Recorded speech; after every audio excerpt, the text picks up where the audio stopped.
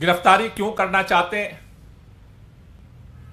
Bharatiya Janata party के नेता जोर जोर से चिल्ला रहे हैं, कल से ही बोल रहे हैं कि सुप्रीम कोर्ट के अंदर मनीष सिसोदिया जी को लेकर के जो सुप्रीम कोर्ट का फैसला आया है, उनकी जमानत निरस्त की गई है, इसलिए अब अरविंद केजरीवाल गिरफ्तार होंगे।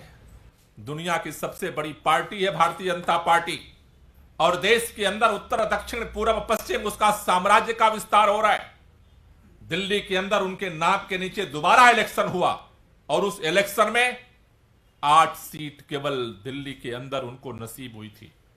70 में से 62 सीट अरविंद केजरीवाल को दिल्ली के लोगों ने दिया और दिल्ली के अंदर दोबारा सरकार बनी।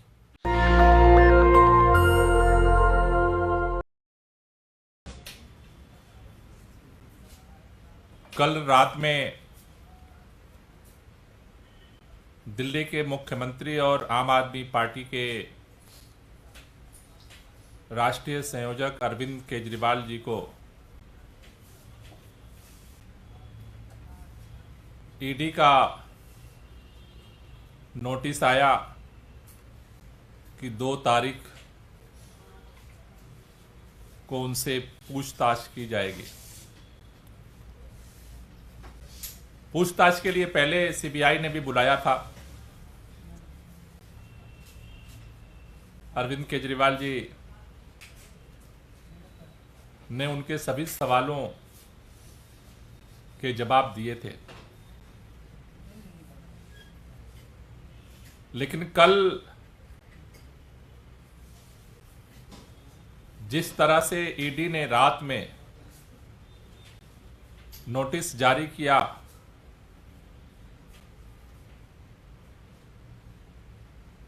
वो इस बात को दर्शा रहा है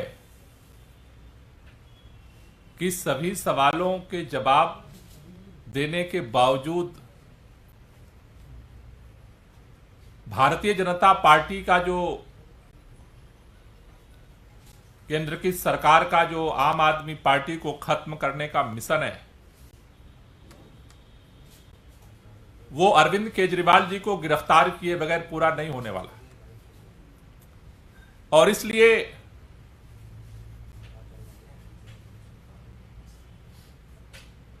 हमारी सरकार बनने के बाद से ही अरविंद केजरीवाल को कैसे खत्म किया जाए, आम आदमी पार्टी को कैसे खत्म किया जाए, किसी न किसी तरीके से षड्यंत्र चलता रहा। और अब भारतीय जनता पार्टी के लोग ईडी के माध्यम से उस गिरफ्तारी की तैयारी कर रहे हैं। गिरफ्तारी क्यों करना चाहते हैं? भारतीय जनता पार्टी के नेता जोर जोर से चिल्ला रहे हैं, कल से ही बोल रहे हैं कि सुप्रीम कोर्ट के अंदर मनीष सिसोदिया जी को लेकर के जो सुप्रीम कोर्ट का फैसला आया है, उनकी जमानत निरस्त की गई है, इसलिए अब अरविंद केजरीवाल गिरफ्तार होंगे।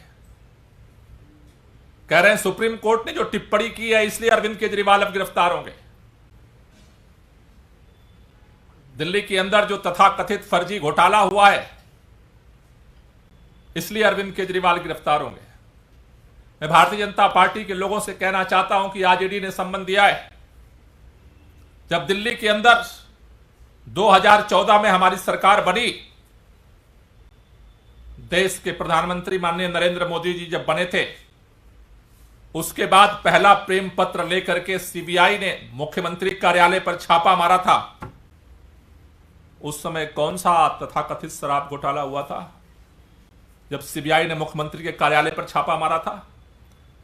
दिल्ली सरकार के सभी फाइलों को सुंगली कमेटी बना करके जब्त कर लिया गया था। 3 महीने तक दिन रात जांच हुई थी फाइलों की। एक एक पन्ने को लेंस लगा करके छाना गया था। उस समय कौन सा शराब घोटाला हुआ था? सीबीआई ने जब मुख्यमंत्री के कार्यालय पर छापा मारा तो क्या निकला? आम आदमी पार्टी खत्म नहीं हो गई। सुंगलू कमेटी ने 3 महीने तक लगातार दिन रात बैठ करके सिविल लाइन में एक एक फाइलों के एक एक लाइन को पढ़ा, खंगाला, उससे आम आदमी पार्टी खत्म नहीं हो गई। दिल्ली के अंदर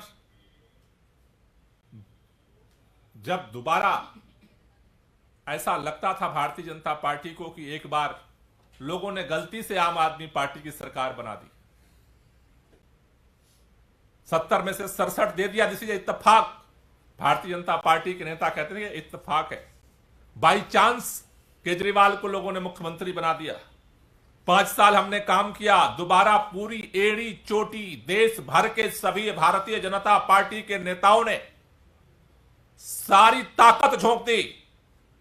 जब इस बात का अहंकार था उन्होंने कि पूरे देश के अंदर दुनिया की सबसे बड़ी पार्टी है भारतीय जनता पार्टी, और देश के अंदर उत्तर दक्षिण पूर्व पश्चिम उसका साम्राज्य का विस्तार हो रहा है। दिल्ली के अंदर उनके नाक के नीचे दोबारा इलेक्शन हुआ और उस इलेक्शन में 8 सीट केवल दिल्ली के अंदर उनको नसीब हुई थी। 70 में से 62 सीट अरविंद केजरीवाल को दिल्ली के लोगों ने दिया और दिल्ली के अंदर दोबारा सरकार बनी। दिल्ली के लोगों ने जब एमसीडी की तरफ उनकी विदाई का जब कारवां बढ़ाया, आप सबको इस बात का पता है कि क्या क्या षड्यंत्र किया भारतीय जनता पार्टी ने।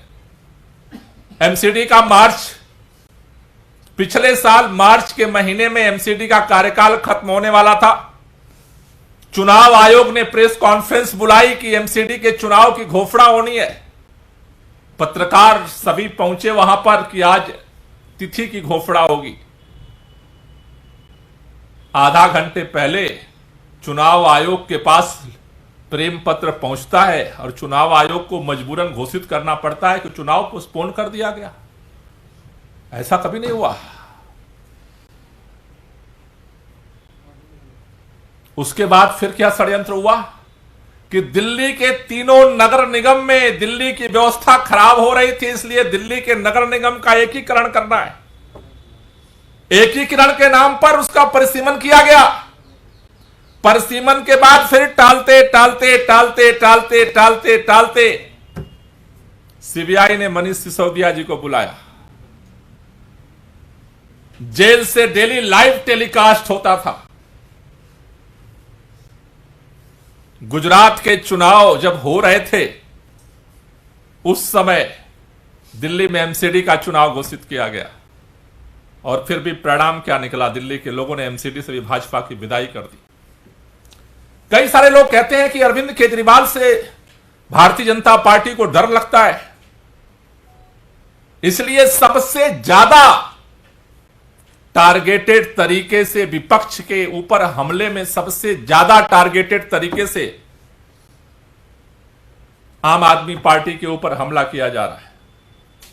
सत्ता के अहंकार में समस्त सत्ता की एजेंसियों का दुरुपयोग करके आम आदमी पार्टी को खत्म करने की कोशिश हो रही है।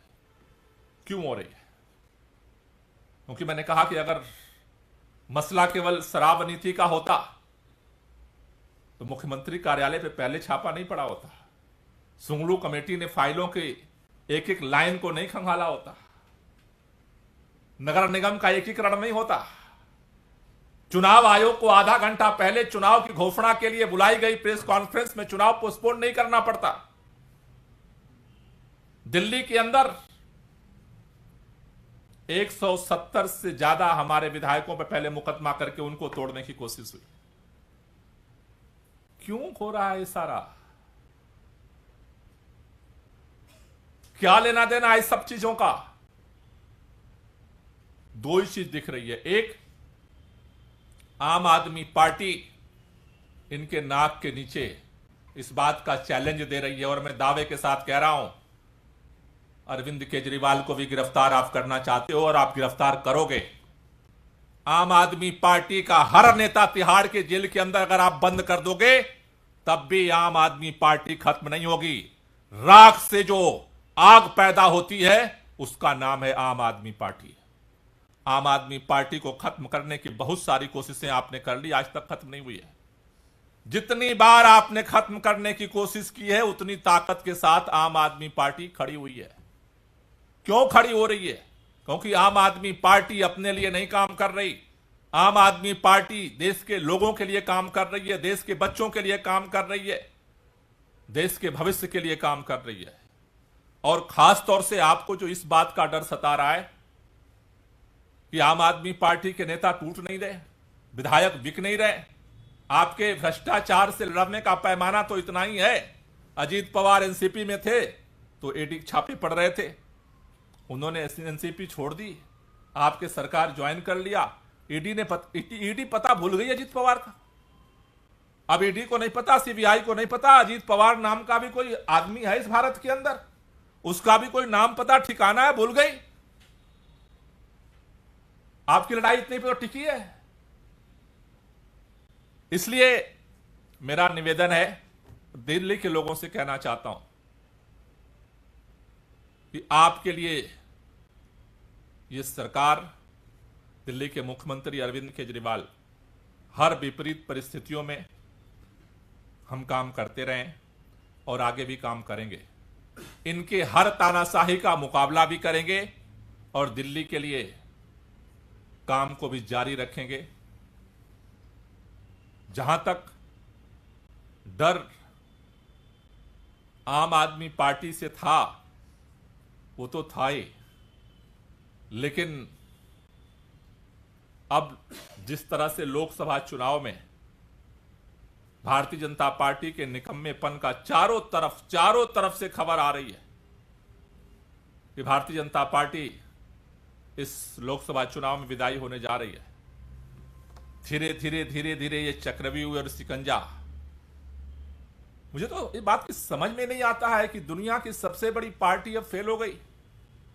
ईडी और सीबीआई के दम पे आप चुनाव जीतना चाहते हो, इतिहास में न कभी हुआ है, न वर्तमान में हो सकता है और न भविष्य में कभी होने वाला है।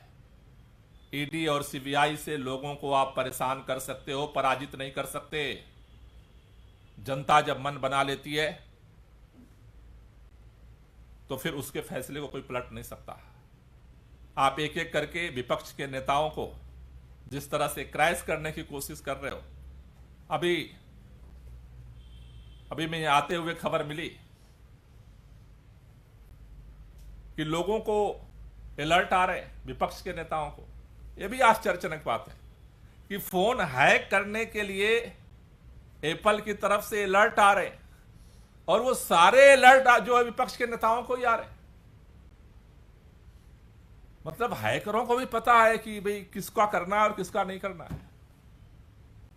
तो इस विपरीत परिस्थितियों में आम आदमी पार्टी पूरी मजबूती के साथ लड़ेगी, मुकाबला करेगी, हर कुर्बानी देगी इस देश के लिए जो देने की जरूरत पड़ेगी, लेकिन अपनी लड़ाई को हम जारी रखेंगे और अपने अंजाम तक पहुंचाएंगे।